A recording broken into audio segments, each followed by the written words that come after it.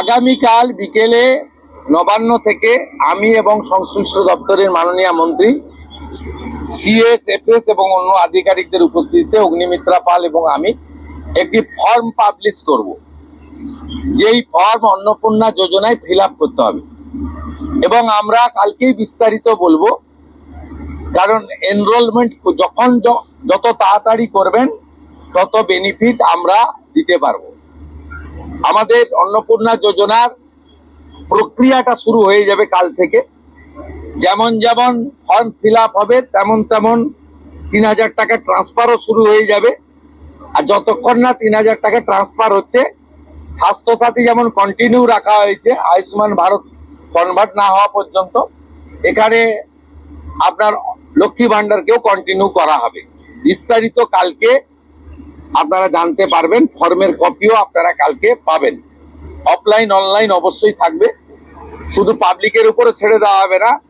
বিধায়করা নিজ উদ্যোগে form fill up করাবেন এবং সরকারও বিডিওদের নেতৃত্বে প্রত্যেক বাড়িতে বাড়িতে ফর্ম ফিল আপের জন্য সহযোগিতা করার জন্য লোক পাবেন। এবং মাথায় রাখতে হবে, ভারতীয়রাই কেবলমাত্র এই সুযোগ পাবেন, অভারতীয়রাই সুযোগ পাবেন না। ভারতবর্ষের সরকারের টাকা বাংলাদেশ থেকে আসা অবৈধ অনুপ্রবেশকারীদের দেওয়ার জন্য নয়, এটা খুব ক্রিস্টাল ক্লিয়ার। সরকারি বাসে আপাতত সব মহিলাদের আমাদের ফ্রি সুযোগ তারা পাচ্ছেন আগামী সপ্তাহ থেকে।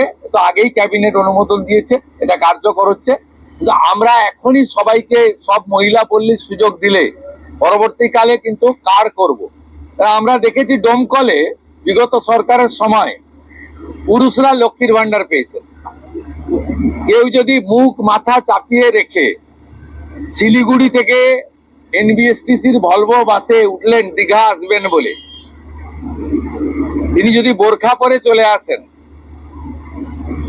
তাহলে তাকে পুরুষ না মহিলা দেখার কোনো মেকানিজম বাসের ড্রাইভার কন্ট্রাক্টরের নেই।